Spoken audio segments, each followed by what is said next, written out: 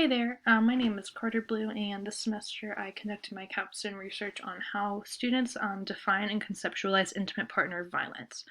So, traditionally, our culture holds ideals that create a gendered hierarchy, which is then replicated in heterosexual relationships where the man typically makes the rules and the woman has to learn to navigate those. As a result, of this issue being framed as primarily a women's issue, abuse is severely underreported among men. And the current Me Too movement has been a huge cultural push that encourages women to speak up about their experiences with abuse in order to display the magnitude of this problem. So, another important detail is that nearly 75% of college students experience intimate partner violence via technology, and I'm going to come back to that statistic in my conclusions. So, my research question was, how do college students conceptualize intimate partner violence and dating abuse when presented with various scenarios? And I hypothesized that they would more easily recognize physical violence, and also that students who had taken gender courses or were involved in social justice initiatives might also be better positioned to recognize violence. So I conducted 10 in-person interviews, asking interviewees to evaluate various vignettes among three main categories of violence, which were physical violence, control, and surveillance.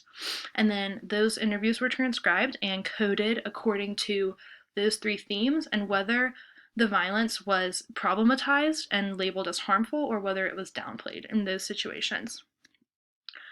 So you can see here in my table, I've got some quotes from my participants that are describing the controlling behavior. So you can see that they are describing it as abusive, manipulation,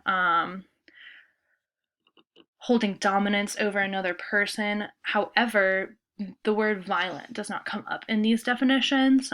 Even one participant says, even though it's not physical, to really specify that she is first, or that they are first looking for physical violence as the indicator of intimate partner violence.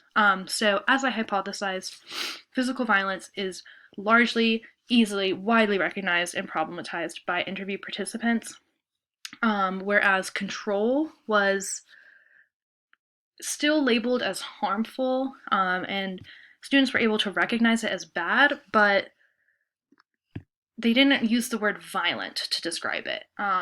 So they often hesitated to label it as intimate partner violence because they hear that word violence and they assume that there needs to be physical behavior there. And lastly, surveillance was downplayed and rationalized by participants pretty much across the board, as they left room for contextual justification and wanted more information about the specifics of that relationship and whether or not it was really violent in that relationship. So, as I said, students use the word violence almost exclusively in reference to physical behavior. When they were talking to me, they would use the word violence when they really meant the physical violence, but they assumed that I would know that they meant physical. Control was really described as falling in more of a gray area of intimate partner violence because social norms kind of affect how we view these behaviors as acceptable or not.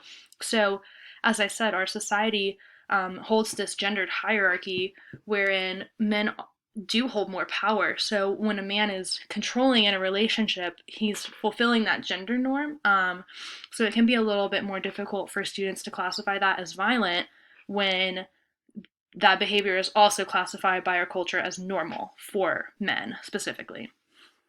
And lastly, as I said, when it came to surveillance, students really focused on needing context in order to solidify their opinion. They wanted to know if the person was surveilling their partner out of concern for their safety or wanting to make sure that they were okay, rather than assuming any malicious intent behind that, which I find to be really interesting because, as I mentioned at the beginning, nearly 75% of college students are affected by tech-facilitated intimate partner violence. So when they fail to categorize it as violent, that means that they're probably more likely to fail to recognize it in their own relationships if it does occur.